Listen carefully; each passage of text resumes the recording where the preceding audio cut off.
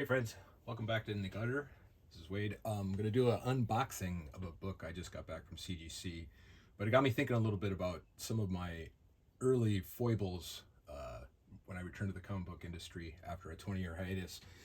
So I wanted to share them with you in case maybe I can pass along some tips to people new to CGC.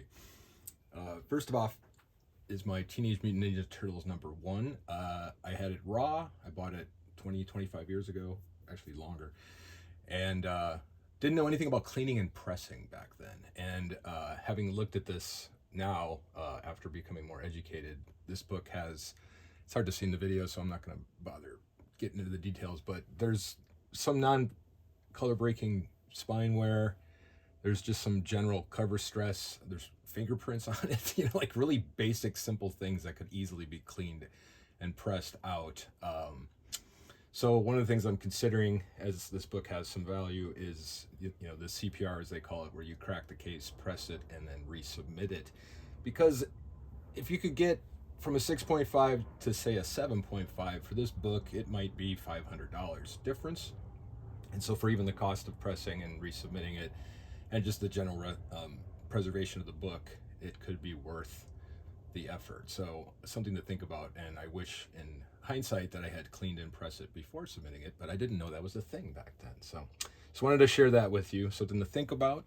And then, unbeknownst to me, around the same era, I purchased a House of Secrets 92 from a friend of mine, and had no reason to believe this book had been touched in any way, shape, or form. And when I got it back, I got the CGC restored grade, and it said it had it's a C1 for slight color touch, and they said in the upper left-hand corner, which is right here. And I have scoured over this book. I have no idea where the color touch is. So either it was done so professionally that it's seamless, or something else is going on. So I did a little research on this, and I don't own a UV light, but apparently a UV light is something that would help show any kind of color restoration. I'm sure that's what CGC uses, or some form of detection. Or someone else had mentioned that you could literally blast a high powered light or hold it up to the sun, and you could see through the cover pages, and it would reveal any ink that was added to it. So had I known, I don't know if you could get a lower grade in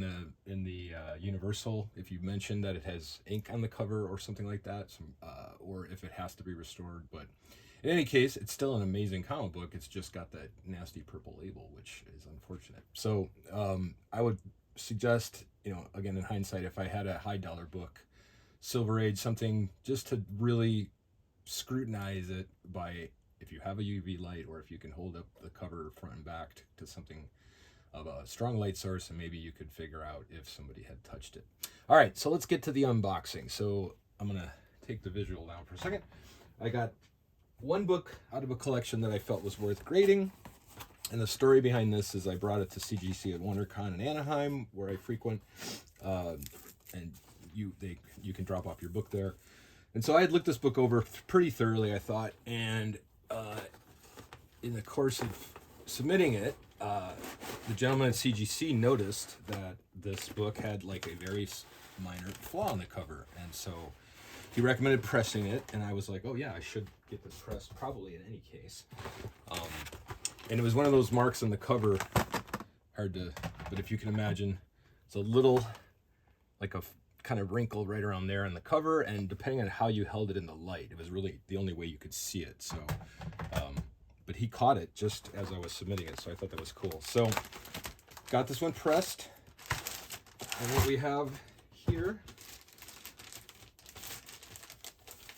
is an Ultimate Fallout 4, and it got a 9.6. So it's a little disappointing. I was hoping with the press, with the edges and corners and spine in this book, it would have got a 9.8, and it did not. But what I want to look at with you, maybe I can see it.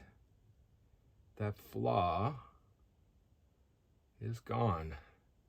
So what's interesting is that, as I could tell, was the only flaw in this book being removed with the press, that it's still got a 9.6. So I'm gonna have to look at the grader notes and check it out. But yeah, first appearance of the new Spider-Man, Miles Morales.